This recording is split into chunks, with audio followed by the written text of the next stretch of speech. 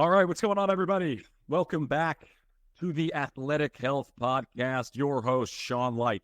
I gotta say, I'm pretty proud of myself right now because right now it is just before 11 a.m. on a Friday. I have clients from 12 o'clock, 1 o'clock, 2 o'clock, 3 o'clock, 4 o'clock, 5 o'clock, 6 o'clock, 7 straight. Just got a text. Minutes before I was about to head out the door that my 12 o'clock needed to cancel. And that leaves me with this chunk of time, this hour before now that I have to leave. And Tony Robbins, he calls that net time, no extra time, right? So you've got this chunk of time. What am I going to do with the time? I am notoriously bad at this. As somebody who is a high achiever or likes to think of himself as such, and somebody who really wants to work hard, sometimes when you have this, like, all of a sudden you've got this window or you've done everything that you need to do and there's time left, it's hard to do more in that time.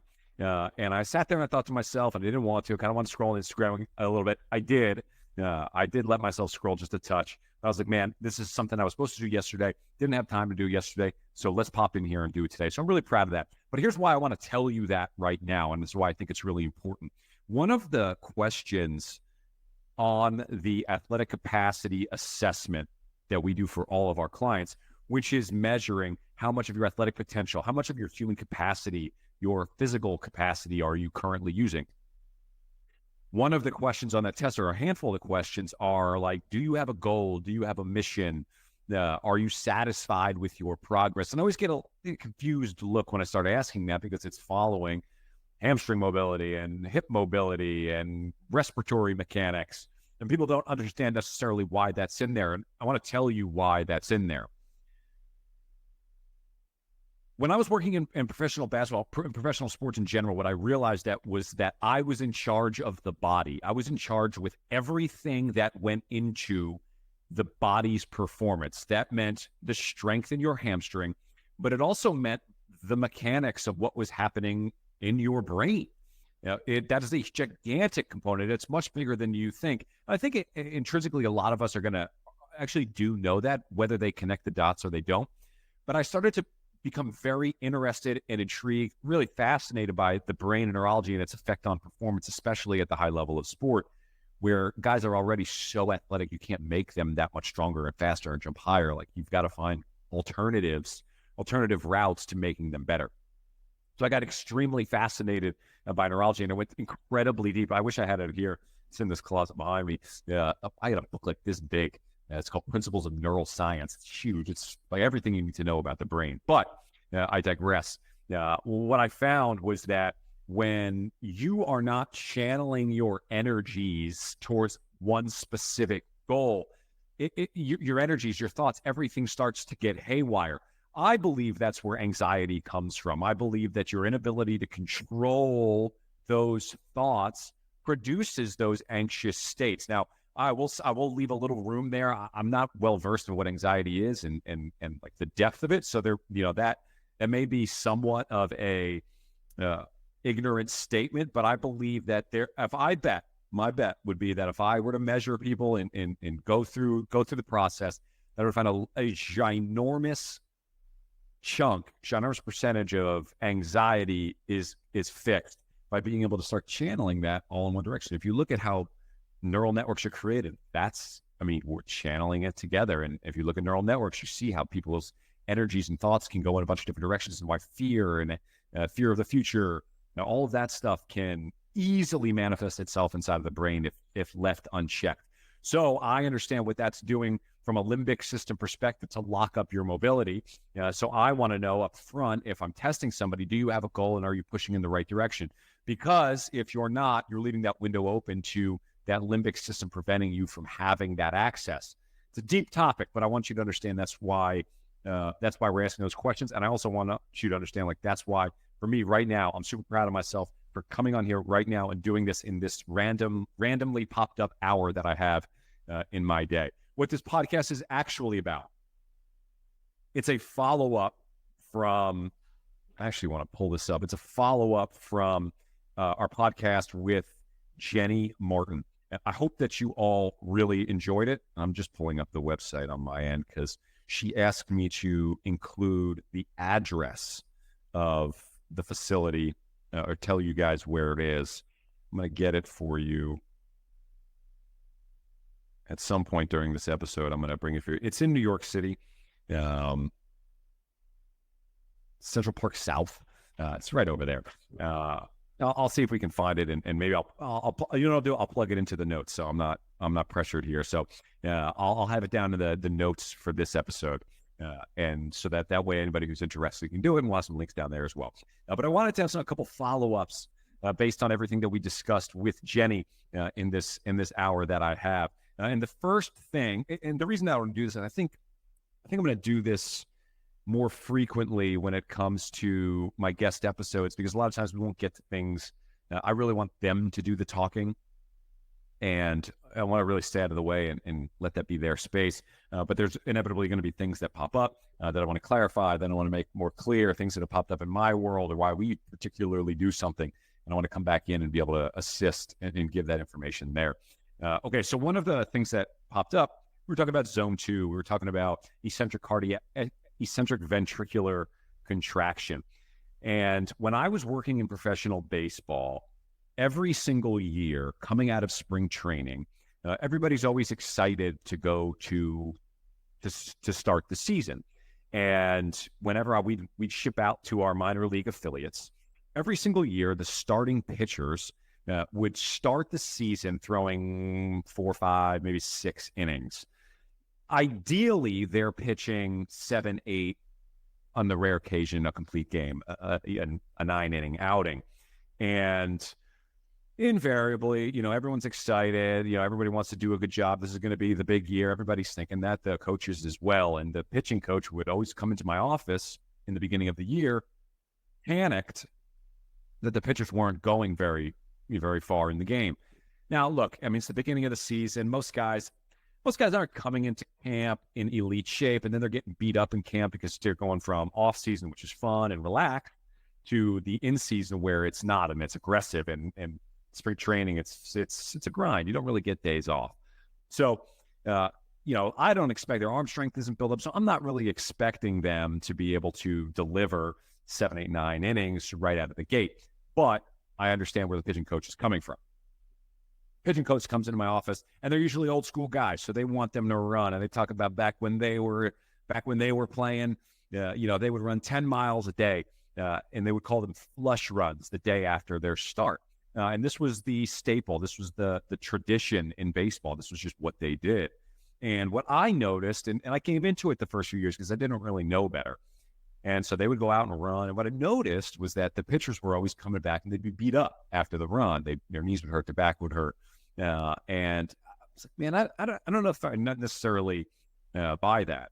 Then I believe after my second year in pro baseball, I went to a conditioning seminar in Indianapolis where they outlined the different zones that where you should be training, the importance of looking at heart rate there, because it becomes specific to each individual, right? So what I learned was that if you're in the heart rate zone of 120 to 140, you are performing what they call aerobic capacity, which is enlarging the left ventricle, or I don't know if it's the left, but it's enlarging the ventricle of the heart that's kind of holding that blood right before it gets pumped out. I think it's the left. So I want you to think about it. I want you to think about it as a water balloon, right? So imagine that you're filling the water balloon, which is your heart, with blood. And in that 120 to 140 range, what it's doing is it's enlarging the water balloon and it's holding it there, right? And what we know about the body is it's a prediction machine, and it's trying to just adapt to the stressors of this person's life. So by doing that and holding it for an extended period of time, the brain starts to pick up on this, and it holds that enlarged state. Now, what we want is more blood in the heart, which allows for more blood to be pumped out. So now that person is going to be in better shape because the heart doesn't have to pump as much to get more blood out. It can pump lower so that you get the same output for less effort. So I started learning about this. And so what I did was I started taking my pitchers put him with a heart rate monitor on, said, listen, I want you to walk 30 minutes, incline treadmill, just keeping it in that zone. I don't care what the incline is. I don't care what the speed is. The only thing that matters is the heart rate, because according to the science, that's the thing. So we would do that. And every year, the pitchers would not get beat up. Their backs would get healthier. Their knees, their ankles, their Achilles, like everything would start getting healthier. And like people would get sent to our affiliate. And I was kind of going rogue in my duties there, where other strength coaches in the organization were not doing this. So people were coming to us with some sort of injuries, and then these walks were actually curing them along the way. And I found that to be really interesting. And then what I started seeing was that a week later, their next outing, they were going 7, 8, 9 innings. And it became such a staple. And one of the things that I tell all my clients is that of all the things, and there's so many claims out there in the health and wellness world of something that is a game changer, something that absolutely moves the needle. This is the most incredible thing that I've ever done. We're talking a decade, 15 years later, this remains as a top 3 all-time thing that makes a definite, obvious improvement right away. It's something that I continue to do to this day. It's something I continue to preach to everybody that I work with. And when we talk about zone 2 in Jenny's podcast, to me, that's what it is. Now, I've come to realizing from her testing that I think zone 2 is actually a little bit lower. If you listen to Rory's podcast, the exercise physiologist, a couple weeks ago, he talks about how you can actually accomplish the same as eccentric ventricular contraction. It's eccentric ventricular hypertrophy. My apologies. You can get the same eccentric ventricular hypertrophy from a variety of them, but the zone 2, it does it most comfortably and with the least amount of stress on the body. In pro sports, that's beautiful. I think for a lot of us, especially some of my clients who are high achievers, they're doing a lot of work on their own. Not to mention that the stuff that we're asking them to do, they all need that. And so that's what I wanted to clarify that. And I wanted you to understand why that's so important and where I saw that from a real life standpoint. So, I mean, I had guys doing that in the NBA. I literally have a picture of Nick Young, Swaggy P, doing that before game in San Antonio. It was hugely important and helpful for recovery. It's really awesome. Okay. The other thing that we did mention on the podcast was cardiac power, which was those 60-second sprints. And where I think there was some confusion, and I still think we're a little hazy on the answer, is I have been trained as a performance coach to do the other half of that puzzle, which is the heart can now hold more blood, but can it pump more blood, right? So we want to train the contractile properties of the heart, which is a muscle. Jenny asked us on the podcast to think of the heart as a muscle. Should be easy because it is a muscle, right? So we want to train the contractile properties of that heart. To do that, we've got to get it to pump. We got to get it to pump with some power. So the protocol that I became familiar with in that same conditioning course was 60-second max effort sprints. It is a grind, and I think it's designed to just empty the tank and get you to ramp up your heart and get it to pump as quickly as possible in a short period of time. So you're going to do, according to the science that I learned, it was always 2 to 5 reps. 2 to 5 reps, a couple times a week, let's call it 2 times per week, and you're going to do 2 to 5 minutes of rest in between. The idea is you're getting complete 100%, as close to max recovery as you possibly can in that time frame. You're going to feel like you can go after 90 seconds. You're going to feel like you can go after 60 seconds. It's important to rest and actually get that regeneration, get that recovery in, because what we're really trying to make sure that we're getting is complete muscle recovery. If you think about bodybuilders, and this is what pretty much every guy does when you go into the gym, is you see them do a set of bench and then they just sit there and then they rest. This is a bastardized version of bodybuilding, and they're following that protocol of get complete muscular rest so that you can now give your best effort every time you go to contract and work the muscle. That's what we're trying to do with that. And the way that was presented to me was that cardiac power, those sprints, which suck big time, okay? If you're going to do them, You're walking into the cauldron, okay? And those are training the contractile properties of your heart. So now you've really hit it from both ends. If you've done the zone 2 work and expanded the ventricle of the heart, allowed it to hold more blood,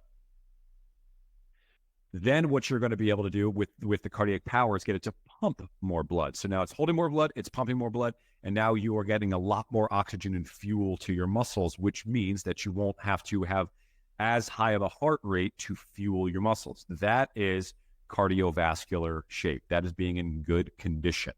And so that's ultimately what it is. The third part of that, it comes from really simple weightlifting in the beginning, and then it can become more detailed as you become more advanced and you want to get to a higher level of training. And you're looking at the oxygen utilization of the muscles in need that you're trying to train. So just training at all, just strength training at all, especially for runners, this is why being a strength training as a runner is so important, because you need to be able to improve the oxygen utilization capacity, the aerobic capacity of type 1 and type 2 fibers. And this is going to come from a couple different types of strength training. My favorite one is the tempo method. It's 2 seconds down, 2 seconds up, nonstop movement, never locking out, complete constant contraction. You get to the top, you bounce off the ceiling, and you come right back down into it. You're going about 8 to 12 reps for about 5 sets.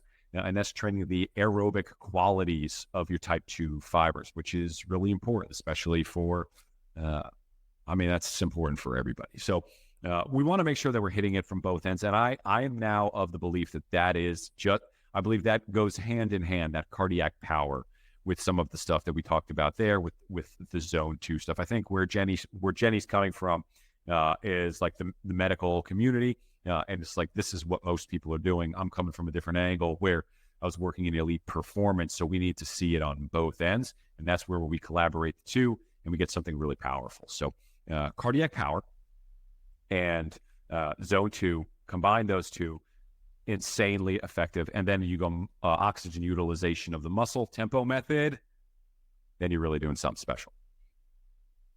Okay. So I took a couple notes here of one of the other things that really stood out to me with what Jenny was talking about was why variability is so important. And I don't exactly remember how she termed it, but she was talking about how, remember she said that, somebody who's always training in a high heart rate zone becomes good at that, but not much of anything else. And we were talking about myself for a little bit. I think we did it a little on the air.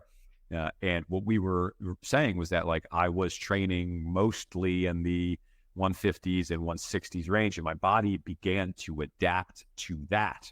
Now, this is what you have to remember. I mentioned it already, but you got to keep this in mind. The body is a prediction machine. How many of you know what homeostasis is? High school biology, you learn that it's the body's thermostat. That's the analogy, right? If your body heats up, gets hot, it starts to sweat because it's trying to cool you off.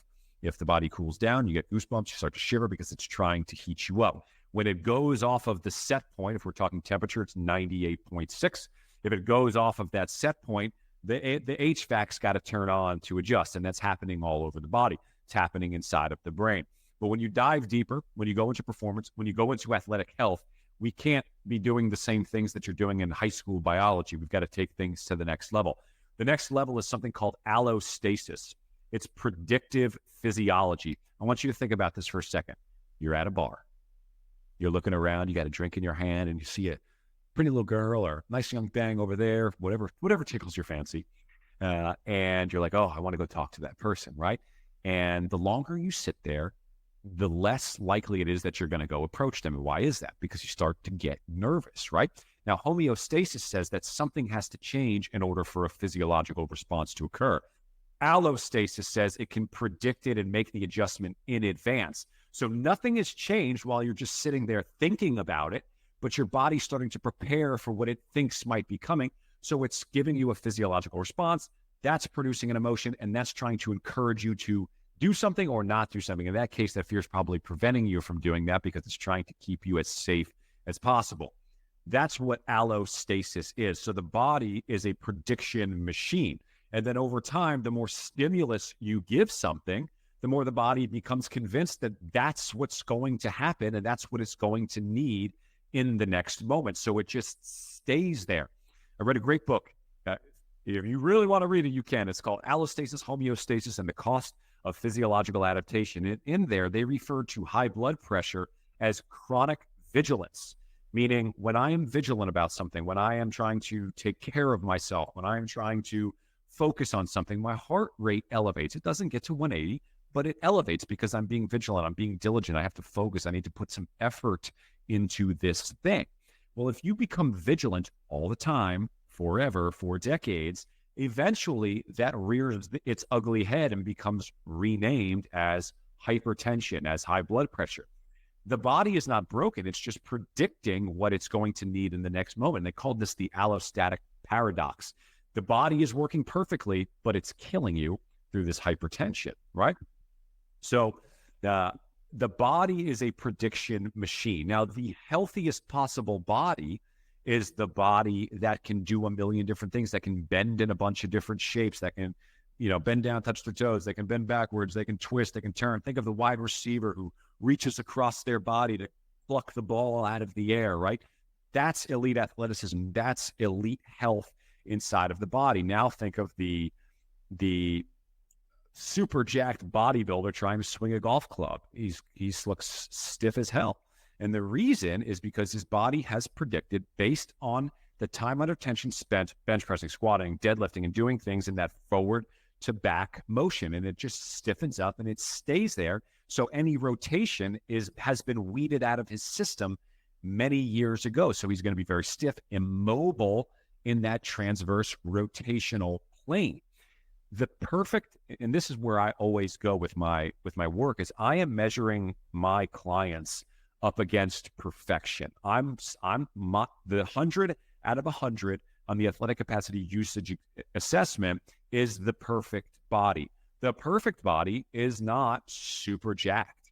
This perfect body is thinner. It's more aerobic. It's able to bend and move in a bunch of different positions.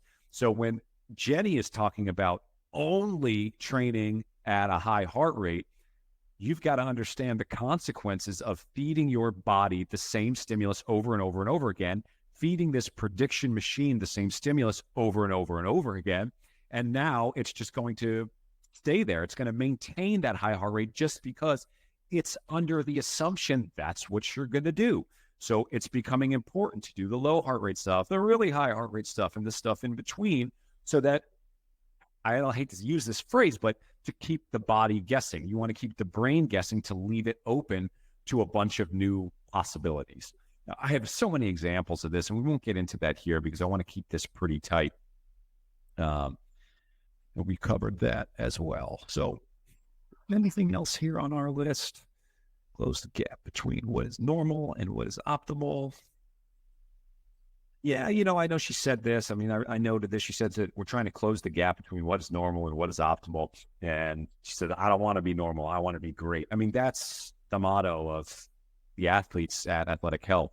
That's athletes heal faster. We're not comfortable being good.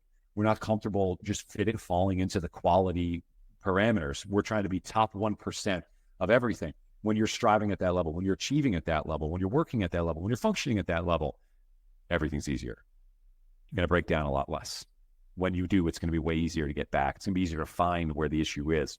And that's why, I wrote that down. I think we're good there, folks. We'll call it there. I want to thank everybody who has been following along with the Athletic Health Podcast so far. I beg of you, please subscribe, share with your friends, leave us a little rating and a comment below.